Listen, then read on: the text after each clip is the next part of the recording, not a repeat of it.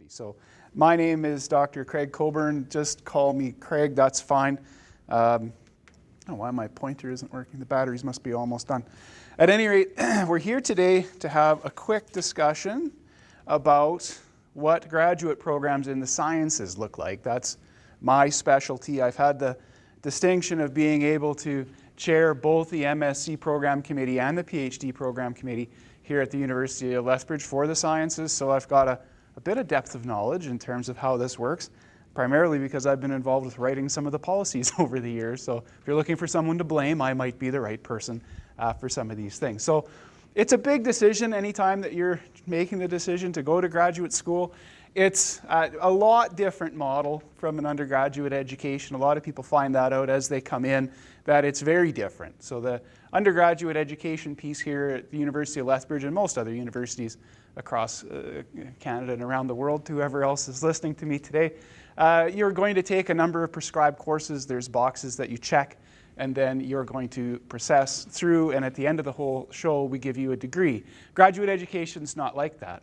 So we take you out of this really confined and controlled environment, and we dump you into an environment that's very much the opposite of that. And then it's a difficult transition for some. So it's a very different model. It's focused, of course, on independent research.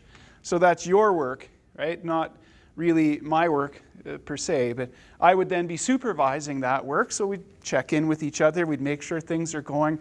I check which pathway you happen to be on or which dark alley you're about to proceed down. And then I advise you on the sensibility of whichever pathway you've selected. Now, we've got graduate programs in all science departments here at the University of Lethbridge, at least in the Faculty of Arts and Science.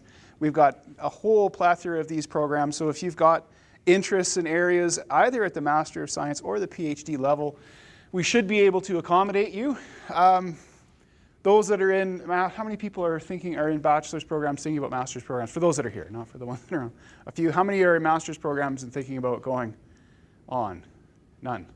Okay, so I'll dispense with the PhD gibberish. It's a little different. So I'll focus mostly on the master's program. I'll go into a bit just in case there's somebody somewhere else that might want to know that. But our PhD programs are sometimes, they have awkward names, which is just history. So you remember that the University of Lethbridge was primarily an undergraduate institution, and as we've processed on to be a comprehensive university, we've had to grow those programs. Part of that growth is convincing the government that it's okay for us to offer those programs, which is an awkward little scenario. So in many of the sciences, we have these sort of odd names, and it's because we were trying to differentiate ourselves from other programs that are held within the province and allow us to have those kinds of programs. The Master of Science level, if you're currently in a neuroscience program, we have a neuroscience degree. It's fine. It's nice and straightforward, and you can go straight in. You don't have to shop around to find out what it's called. All of the degrees that we have are independent, research-intensive, thesis-based degrees. There are no course-based master's programs in the sciences currently at this university. That's a different model. So our model is very much more the mentor, right, and student model, and it's, of course, thesis-based. So you will be writing a thesis. That's the goal. They vary in length. I've seen some that come in extremely long and others that are exceedingly short. I'm going to say this for all of you that are coming in, just so your supervisors don't have to, keep it short. We'd prefer it that way. That said, my last master's student pumped out a thesis that was 274 pages. I'm in the sciences, and if I summed up both my PhD dissertation and my master's degree, he exceeded it by about 50 pages. And I kept saying shorter, shorter, shorter. He didn't listen. That's okay, it's independent, right? It's his research. So he wanted to be really wordy. I can't control these things. Okay, what are the requirements? First of all, your academic qualifications. You should have a Bachelor of Science, hopefully, in a related field. That would be, well, really a good idea. There's very few circumstances where that won't be entertained. And you should have a GPA, again, of at least 3.0 on a 4.0 scale. Again, for those people who are attending from afar, may not have the same scale, do get your grades converted. Do find someone who can put them on an appropriate scale for you. And that's based on the last 20 courses. we do expect that your first 2 years at university, you might have wandered a bit in the academic wilderness, right? You may have spent some time in programs that weren't appropriate. I can certainly share that I started in a BA. I eventually was thrown out of my BA because I had too many science credits to graduate.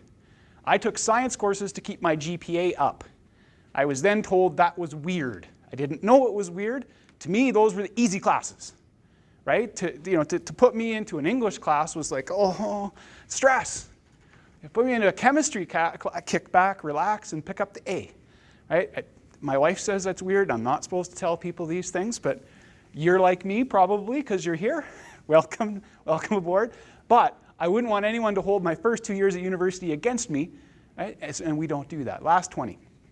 English language proficiency. If English is not your first language, if you're earning a degree at an institution that teaches in English. This isn't for you. We do teach in English here. You're fine. You don't have to worry about passing this particular hoop. If you're at a university and your language of instruction is not English, then you have to pass these requirements. Now, I'm not going to go over each and every one of them. It's not important to this group. It will be important to those people who are viewing it online or who are looking at it later. Okay.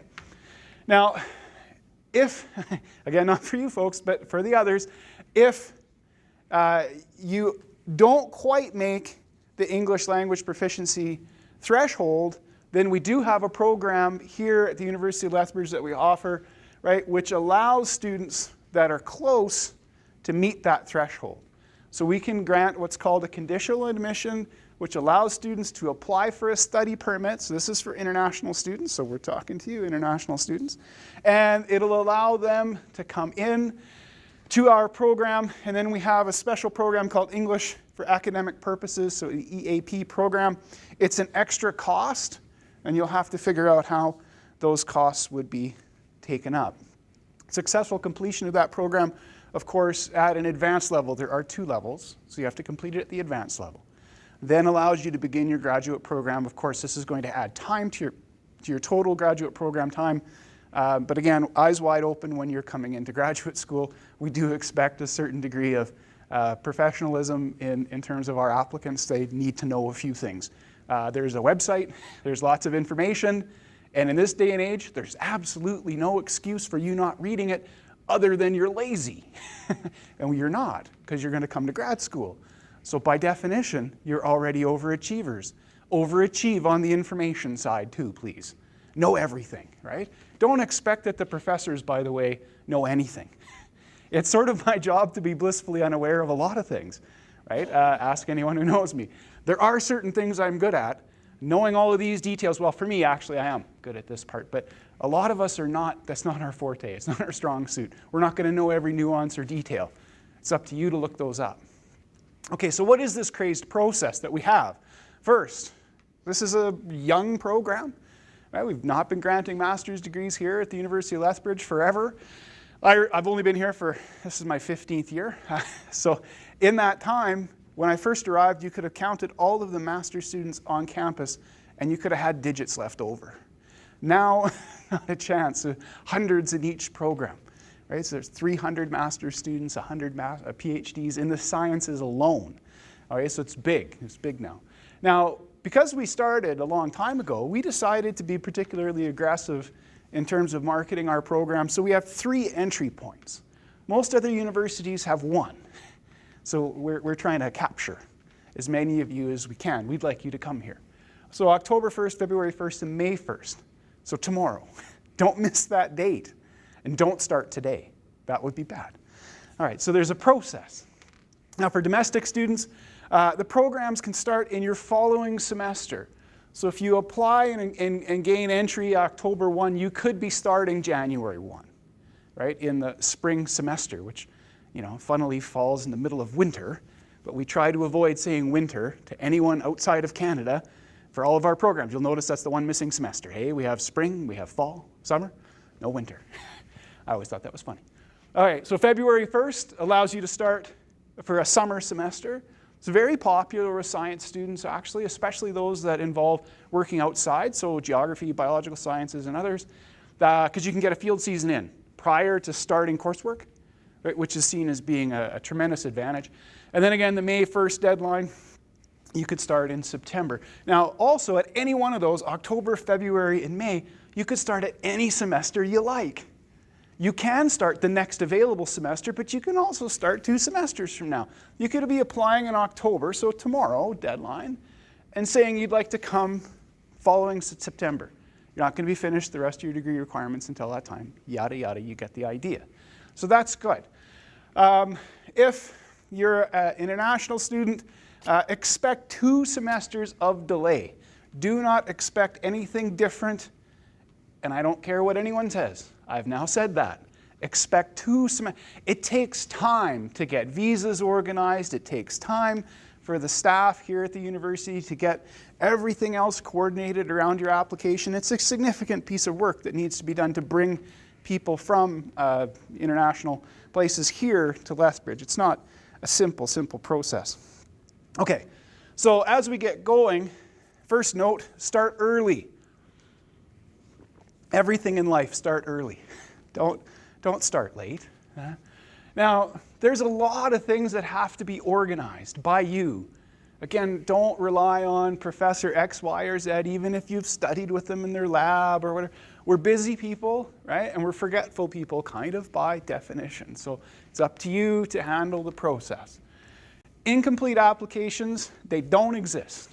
They come, so there's going to be a number of panels that are going to review your application. It'll get stopped, the first one, and it'll go, oh, incomplete application, done. An incomplete application could be as silly as, you don't have your transcripts in there. You think, well, I'm coming from the University of Lethbridge. Surely you have my transcripts. I'm a student here. Nope. Get them over here. Input them, upload them, whatever magic needs to happen, make it happen, right? If you get an application that doesn't have the right number of references, I'm not looking at it. And on and on and on it goes, right? It's like taxes. If you don't get it into the government, it's a bit of a problem. So we're not going to even consider those ones. And application fees aren't refundable. So you pay your application fee, you don't get letters of reference, we don't give you your money back. Why? The staff still has to do the work to assess that and decide that it was incomplete. Now there's a website interface. It's very slick, super simple to run. Works the same for a lot of universities. Actually, ours is particularly good. Just upload your data, you type the stuff in there, and it tells you where you're at in the progress, right? So it says, well, you're right here. At any rate, don't ask for a refund if you didn't get in. Anyways. Most applicants apply prior to completing their BSc, oftentimes in the final semester. That's perfectly normal. You do not have to be graduated in order to do that. What we'll do is grant you a conditional admission. The condition, of course, is that you're going to get the degree, because that's the barrier to entry, is you must have a BSc. So don't worry about that. I applied for graduate school both times that I went. Almost a year in advance of entering, 11 months, right, typically. So I was applying in October for a September start. I wasn't done either degree that I was in at the time. That's normal. Don't worry about that. If you do it the other way, if you're completing your BSc, you're just adding to the time. Don't do that, okay? And you also are competing for funding. So the earlier you are, right, start early, the easier it is for us to fund you. Don't roll the dice and assume that there's going to be funding available. Always try to get money first.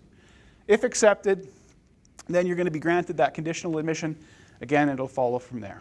Okay, finding a supervisor. So this is step number 1 in the process.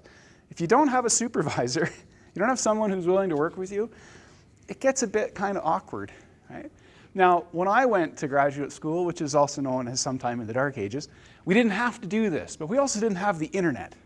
So it wasn't really possible to have these kinds of interactions that we can have now.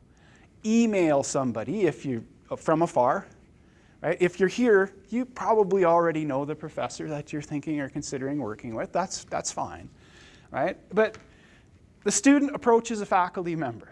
Now, the faculty member oftentimes has already tapped you on the shoulder. I certainly do that. And I think of it as almost like, it's not a rite of passage, but it's one of those things where if I go, you really should consider graduate school, we're telling you something. You're unusual. You're here. You're unusual. right? You're not normal. Come and join us. That's the idea. Okay, so the faculty member then, and then you have to inquire to see if you're actually willing to serve. So this year I'm on study leave. It just means I'm not teaching, technically, but do I want to take a master's student on? Yeah, sometimes no, depends on my workload. I might also have a full complement. I don't have available money to fund a student, so check, right? If the professor's already been encouraging you to apply, that's as good a sign as most need to know that they can go forward. Please, when you're doing that approach part, don't just wander over. Remember the be early part, be prepared part? I love it when students automatically know I'm going to want to see their transcript. I know how you've performed in my classes. I'd love to know how you performed in other classes. I'd like to know a little bit about you. I almost always ask for a resume. Like, what do you do? I don't know you any more than you know me. What do you do? Like, if you got a work history, right? You serve on clubs and what are we doing here? So give me some official transcripts. Give me something. Then normally I'm going to ask to meet with you. If I've not met you before, if you're from afar, we might Skype, right? That happens all the time. Email conversations, even with large time delays, are fairly common, and other things that can be facilitated by the staff here at the university. And discuss mutual interests, right? So just because you might have enjoyed my class as an undergrad doesn't mean you're going to necessarily fit in tremendously well with the research that I think I can supervise. And at that point, I might shuffle you on to another colleague. I might say, oh, I've got a colleague who got your interests match much better. That's okay. That's a perfectly normal process. So that's part of it. Then start filling out the application. Here's the link. This presentation, I guess, is going to be provided after. Yeah, that's normal. So we won't even make you go searching for the link. So that's the link right there. So what you need to do that, of course, is your official transcripts. Okay? Unofficial transcripts. Official ones will be granted when you're actually on the admission side. Contact information for 3 references. You only need to provide their contact information. That's it. Then a letter, an email automatically gets generated in the system and goes to me as a supervisor or as a referee to write, right, the letter of reference. So that's what needs to be done. Do check with your references prior. We're going to go into references a bit in a second. Don't be putting people in here who you haven't talked to before. I've had it happen to me, right, where I get an email from a system at some other university. Thankfully, it's never happened here. But, the University of Calgary sends me a letter. You've been asked to be a reference for student X. Oh, boy. As I almost feel compelled to do that. And if you haven't contacted me, I'm not evil or vicious. I'll just contact the student and go, excuse me? Fill me in here on the details. And they do. Oops, sorry, Greg. Yeah, it's fine. You need a CV, and that's more complete than a resume. That's everything. You got awards in high school. Yeah, we'd like to know all of those things. And then you have a letter of intent. And I'll cover your letter of intent. Actually, I don't know if I cover it later, so I may cover it now. Let me just have a quick look. I do cover it later. Okay, so we'll cover it in a sec. All right, so unofficial transcripts. There's a minimum requirement, again, 3.014, right, for your last 20 courses. So you're going to be down to the registrar's office. You're going to tell them what you need, which is unofficial transcripts. They can generate those, or you can do it online. Make sure that you've got the grades needed to apply. Sob stories are not compelling, right? And they're really not compelling. Sometimes there's a reason. That's different than a sob story. Remember that, right? Sometimes there's a reason. There's been a tragedy in the family, or there's been something, and you have a blip semester. We've all had that, right? It's perfectly normal. It just needs some explanation. If it happened to happen within the last 20, then that's where a little explanation. And, we're not heartless. We understand. So you want to just, define what happened there, and that's okay. But do make sure that you've got at least the grades to get in. It just makes life easier. If you've got a GPA of 3.5 and above, there are various scholarships and other kinds of funding that can flow your way. But at a base minimum at a 3.0, at least you're eligible for a GTA, graduate teaching or graduate assistantship, GA, which might take the form of TA duties. Okay, that's income. It's compensation for work. Okay, now, so funding decisions are partially going to be based on this GPA threshold piece. So to get to 3.5, that opens up the first door. 3.7 opens up the second door. So if you're at 3.7 or above, then that's going to open the door. Now they're open doors, right? Opening a door means you can go into the room. Once you're in the room, we take the GPA off. It's an interesting process that we developed over the years. And we just create a pool of applicants from that particular process. And then when you're in there, at least when I'm chairing the committee, I strip the GPA off. I don't worry about it. And we talk about each individual application. And we say, oh, which one's compelling? And it's amazing. It's not always the 4.0s or whatever that end up with the funding piece. Sometimes it's those people that they have other things to bring to the table, right? They have a really good letter of intent. They've got lots of experience, right? They've worked with this professor. They've got publications coming out of an undergraduate degree. Oh my, how unusual. That sways this committee. It shows other aptitudes that we're looking for, rather than just I can sport a large GPA.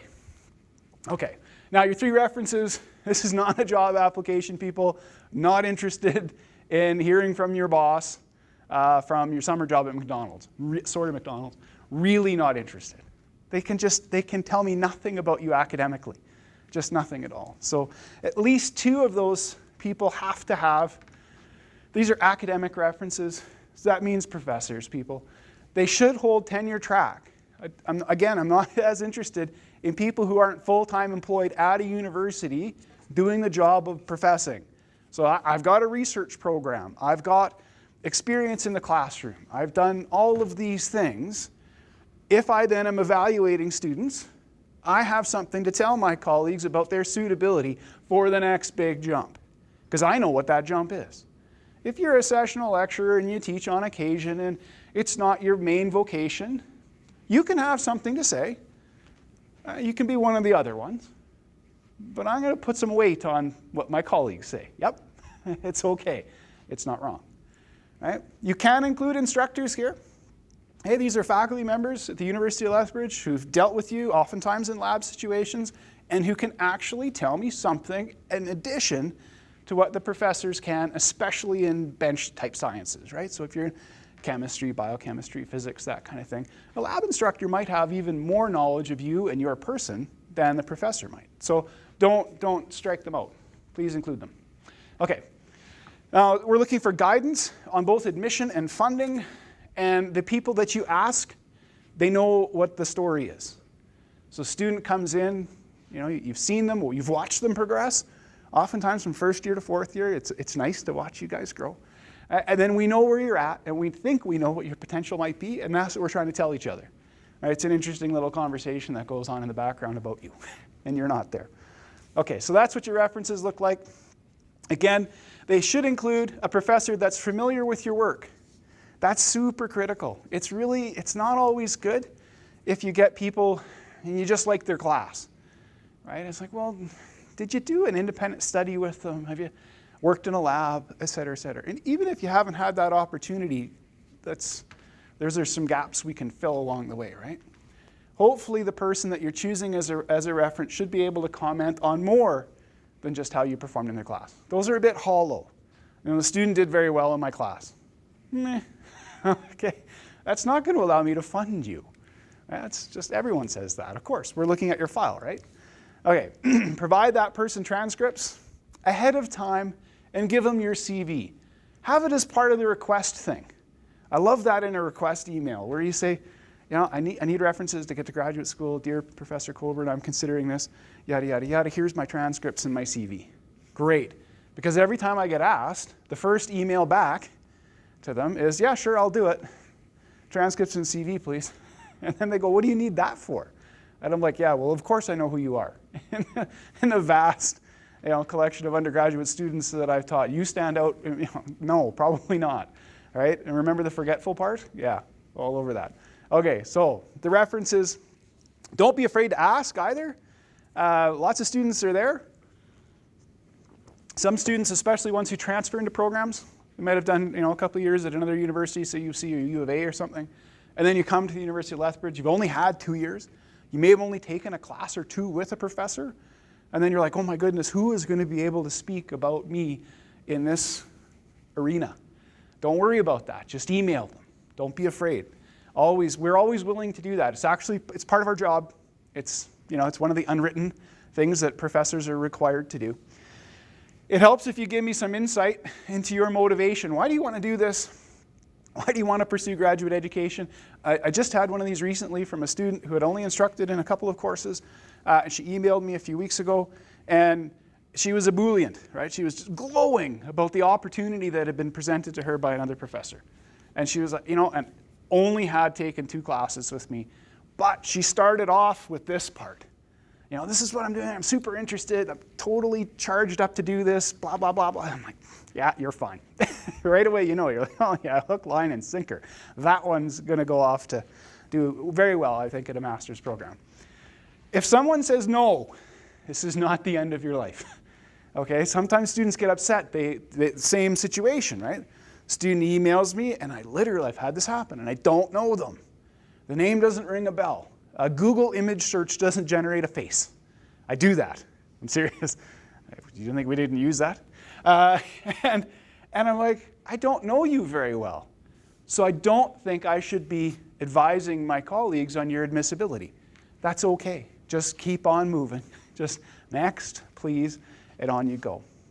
Now, PhD students and postdocs do not hold the correct credentials to be in the 2 out of 3 group. So you've worked for a summer for Professor X. You've sat at the desk next to one of their PhD students or one of those postdoctoral fellows. All right? Then you say, oh, PhD student or postdoc person, can you write me one of these glowing reference letters? And they will. They shouldn't. They can be in the 1 out of 3. But if you don't, you need to have two professors. 3 professors is better. So make sure you don't include people that can't serve, because it makes the application process a bit awkward for all of us, right? It might make your application technically incomplete. Don't do that. Okay, what's on your CV? Include your academic background, work experience, awards, please. If someone else has found you meritorious, we would like to know. We might find you meritorious as well.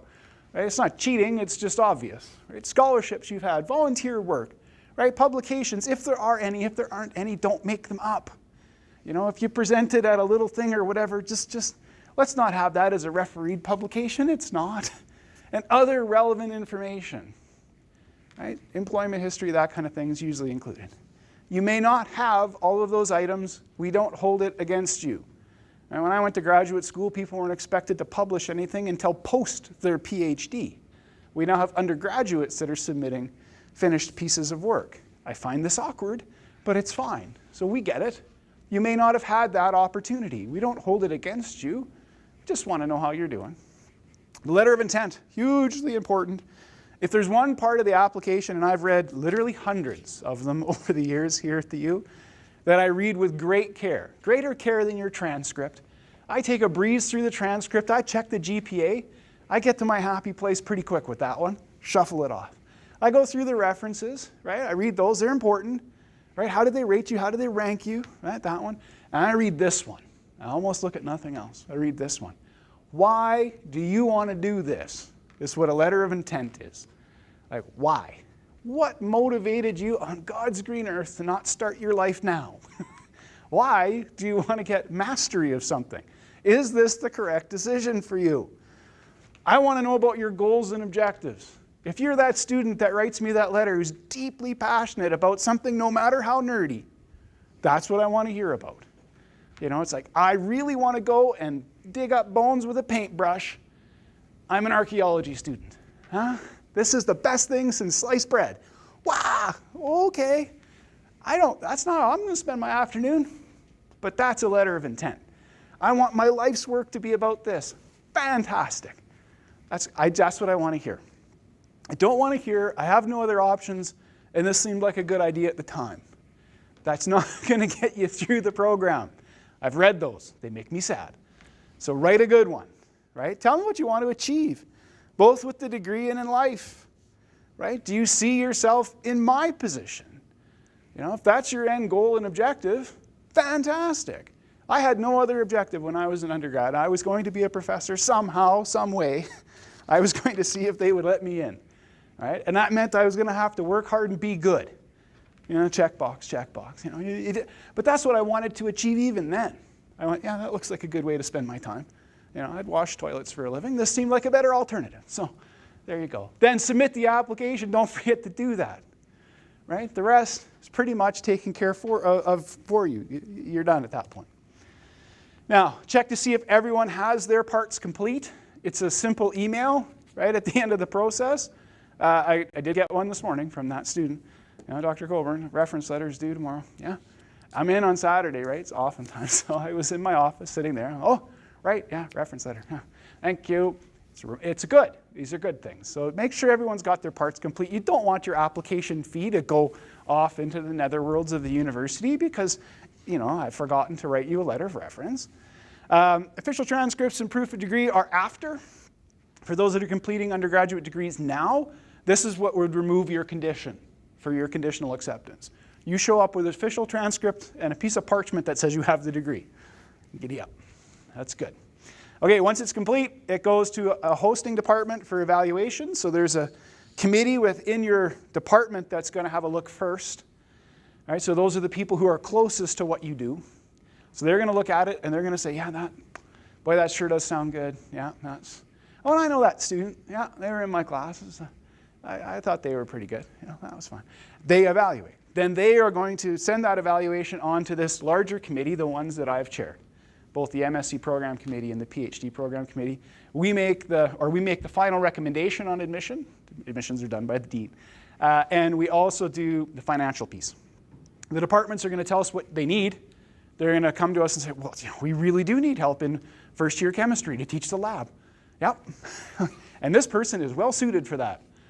I'm a geographer. I have chemistry in my background. I didn't always enjoy it. It was fun. Well, it lasted. But you go, yeah, well, fine. Sure, chemistry said they need you. Great, let's all get along. And that's how that's going to work, okay? So that goes in, I just said that, to the program committee for approval. We do our approvals, and then you're in. What next? Get out. That's what I always tell my graduate students. As soon as they start, I tell them they're behind. And then it starts a mantra for the rest of their entire program. They love that part. So you're going to get an offer letter. Now the offer letter that's the law. That's your offer. You have to accept that. You have to go, okay, it's like getting a contract. It says, well, this is what we're going to do for you. We're going to offer you the following awards and scholarships. We're going to offer you the following terms of employment. This is how this is going to work. Professor X, Y, or Z has offered the following financial package for you, and away you go.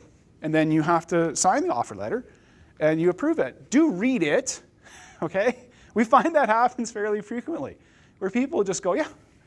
And then they come back and they go, yeah, where's my funding? And we go, did you read your offer letter? And then they go, no. Well, let's read that offer letter, because it said we weren't giving you any. Oh boy, now I'm in a financial emergency, and I have to work and do a master's degree at the same time. It's just possible. Okay? Register. You have to do it every semester you're here, people, including the summer. That's different from your undergrad, right? When you were an undergrad and you weren't taking classes in the summer, we didn't put you into any category called bad. It was normal. Now, you need to register for a summer semester in graduate school because a lot of your awards are given out over the year. Okay? So if you're not a registered student, we have a very difficult time paying you. So we need to get that done. You also owe us tuition because you're costing us time and effort. Right? It's kind of the trade-off we make here. So don't forget to do it. Get it done early, again. Just get it out of your hair. Register whenever the first open date for registration is. Never let that slide. Get it done, okay? Just make sure you're in. Course requirements for a master's degree are in the sciences, between 2 and 6, right? See, you're like, what? As few as 2 courses, as many as 6. In my world, someone who takes 6 courses is considered a lunatic or really dramatically underprepared for what it is they're about to do. Not a good sign. If a professor starts assigning courses at a long list, they're going to need the following 6 courses. Yeah, it's not good. Okay. 2, if you've done your undergrad here, there may only be a couple of courses you haven't taken. And then on they go. If you've done your undergrad here, you're oftentimes going to be tagging onto an undergraduate course. You were just going to give you more work because we thought that was fair, right? That's kind of how it rolls. Or you could do an independent study. You can't do more than one of those with your supervisor, right? There's a lot of different ways that profs handle that particular component, but they will tell you what it is you need over here. So it's different than your undergrad, right? Where you get to pick from a list. This one's me picking from a list. You oftentimes will have a little sit-down meeting with that person during the application process. They may or may not indicate courses during application, but it then becomes part of your program. So there's a piece of paperwork that says, well, when is this program done? If you said 2 courses and you didn't take those 2 courses, the program's not done. We won't give you the degree even if you got a thesis written and everything's finished. We'll go, yeah, you got a course to take. And you'll go, what? Yeah, sorry. Many departments have, reading courses, like seminar courses. You just have to show up every week and have done the readings and be prepared to talk about them. Yep, a lot of departments have those required courses. Take them. They're fine. Okay. Other degree requirements, so that's the courses, right? There's a thesis proposal that's due. So if you're full-time, that's what FT means, then it's the end of the second term that you're here. Okay, so if you entered in September, it's not due until the end of March, in essence. But there's a due date. It needs to go through your supervisor and your committee. It needs to be vetted and approved by them. And then it needs to come to the program committee. And then I read them. Shocking, I know. Even the ones I don't understand, I read. Just to make sure that they comply. And then I check a box and put my signature on it. And then you're done. Degree requirement finished. It's important that you get that done. Read the degree requirements for a thesis proposal. The longest one I still have seen is, for a master's, 68 pages. My master's degree, 88 pages. 20 more pages, and you could have had the darn degree. What are you thinking? Right? That's not a proposal. That's a treatise. Right? We don't want that. So when I was the chair, we set it up 5 pages. Just the 5. You have to have a Gantt chart, which is a timeline. We'd like to know when you're thinking about finishing. Okay? These are the things I'm looking for. It should have a title, okay, and it should have references of some sort. Ta-da! Okay? When I'm sending something off to NSERC to fund my research program, I get 1 page. I've given you that page times 4 and 4 additional pages. So you should be able to leg that sucker out really nicely. It needs to be tight. It needs to be terse. Other people are going to read it, so we don't want any flowery parts. Get it done. All right? If you're part-time, end of the 4th term. Count 4 terms from when you started. Get it in at the end of that one. Don't expect your supervisor knows those rules. You know those rules. I just told you. No more excuses. Get them done. The thesis. The T word. That's the one I tell mine that they're already late when they start. Start writing your thesis when you get in on the first day. Just take a Word document, open it up, latex if you must. Right? Open it up. And then just put on the title page of that, just start it, some introduction. And save that file. You've started writing your thesis. Congratulations. Parts of graduate school are about tricking yourself into believing you're actually making progress when you're not. That's one of my best tricks. Learn. Okay? Do work on it constantly and consistently, all the time. Almost every single day. And I'll tell you what, in 24 months from the start of a program, you will be finished. Why? There's nothing else you could be if you followed the words coming out of my mouth right now. You would be finished. If you think you're going to sit down in that last semester and write a thesis, never the twain shall meet. That 274-page Leviathan did not emerge from my student in a matter of weeks or months of effort. It was years. Again, I wish it was shorter. It wasn't, but that's life. The longest master's thesis I've ever supervised. Right?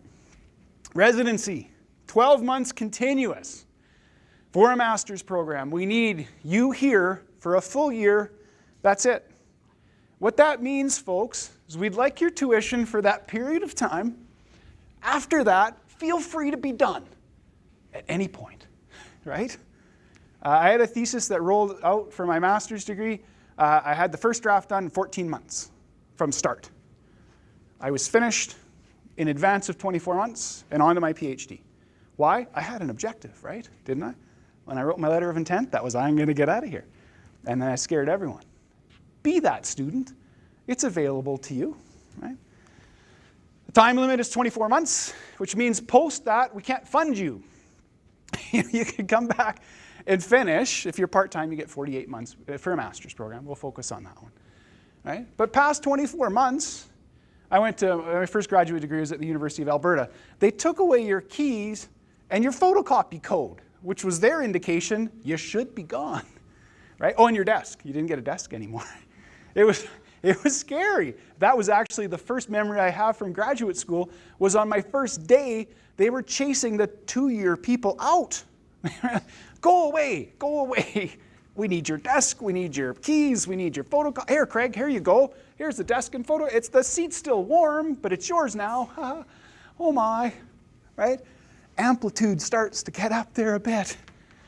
Time limit, 24 months means be done. It doesn't mean you want to be defending your thesis in the 24th month. That would normally be August, also known as the month when professors usually are away, trying to recover enough to get September on the roll again, okay? So if you're wise, you're going to be shooting for a defense probably in June, 22 months. Then it might happen, right? I always try to shoot for at least a semester before you think it's going to happen, and it'll happen. Rush. Master's degree is like that. It's like a sprint. It's not a marathon. PhD is a marathon. Okay, co-op programs exist for MSCs. Fantastic opportunities to get work experience while you're here.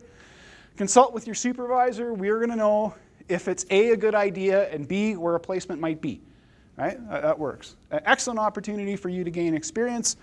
I'll tell you more if you want to know. The Thrive program, take the opportunity to get every single little thing we dangle before you when you're here, okay, at a graduate level.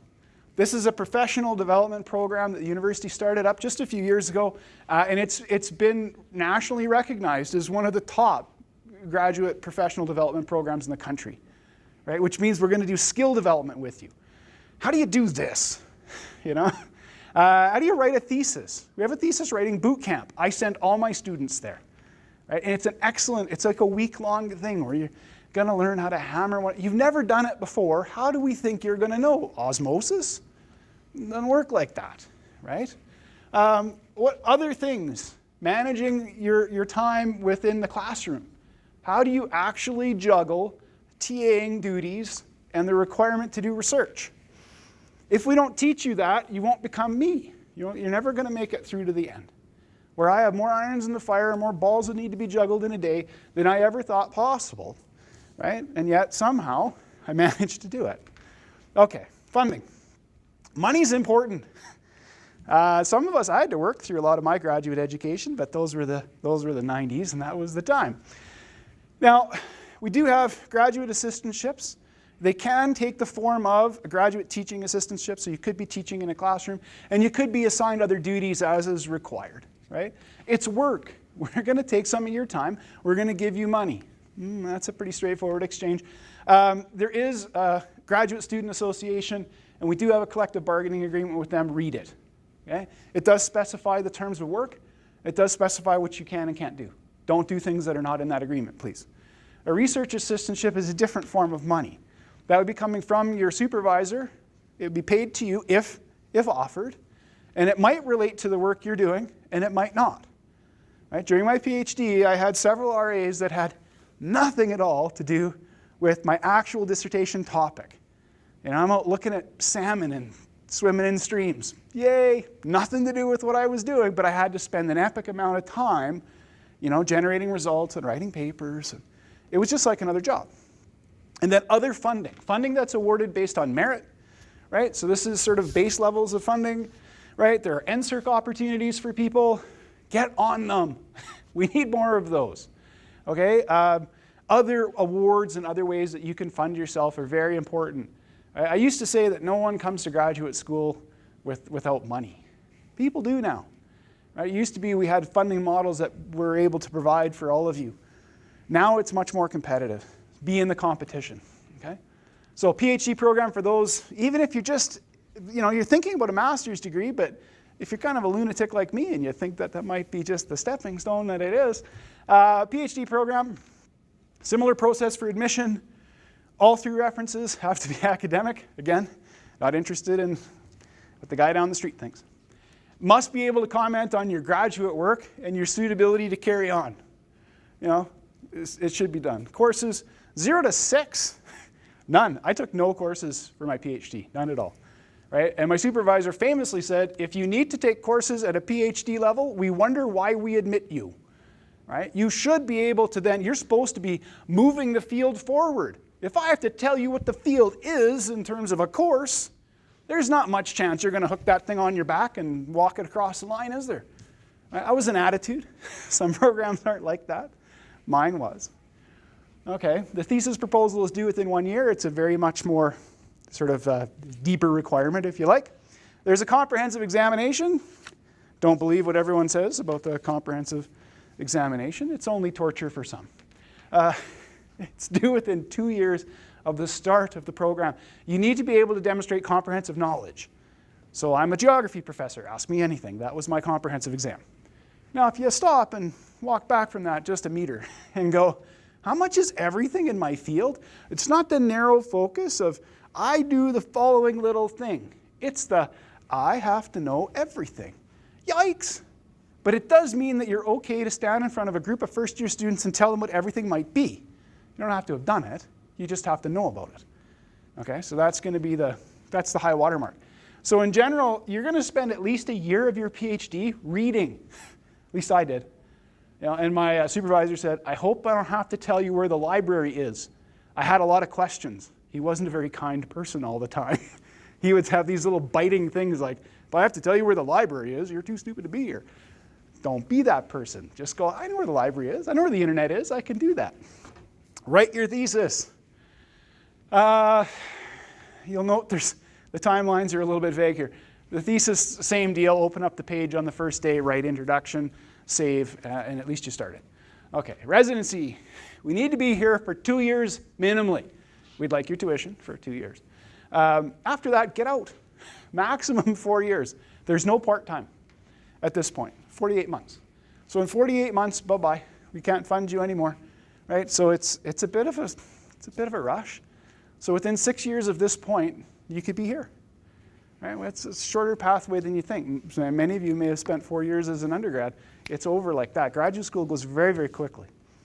Okay, with that, I'm right on time. I've done this more than once. Are there questions? I'm hoping there are questions. There almost always are. We have questions coming from live audience. Hey! Hi, live audience. I will read it out.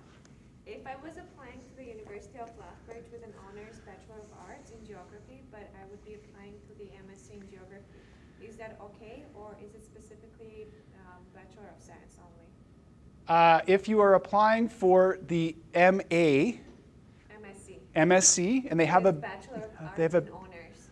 It would depend on the nature of the geography program that you were in. Some geography programs do not offer a science option, right?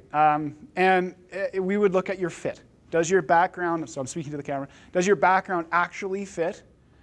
So I'm a remote sensing person. So if you've got a BA and your specialty is remote sensing, that's weird. I'm hoping you're not that person. But that can happen. But it's pretty disciplinary specific. So geography could do it, psychology could do it, right? But there's no chance chemistry or physics is going to allow that. And the next one is in situations where courses were taken at a rate of more than 5 per semester, how does admissions committee decide which courses to include in the last 20? Giant shrug, we don't. We simply count, right? So the admissions office has a process. So I used to routinely take 6 and 4, right?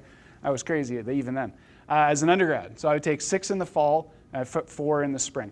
It was the way lab courses mapped, right, for me. And I don't mind working constantly. So if you've done that, we would just count back 20 courses. So if you've taken 6 courses in one semester, then we count back. And then if it needs to dip into a semester, so for example, if you took 3 courses in your last semester, we would count all the way back. But if we end up in a semester where you may have taken 5 courses, but you only need to count 2, imagine. right? Then the registrar's office will choose the courses that they count out of that set, which is why you need to have them evaluate for your GPA and not imagine you're calculating it.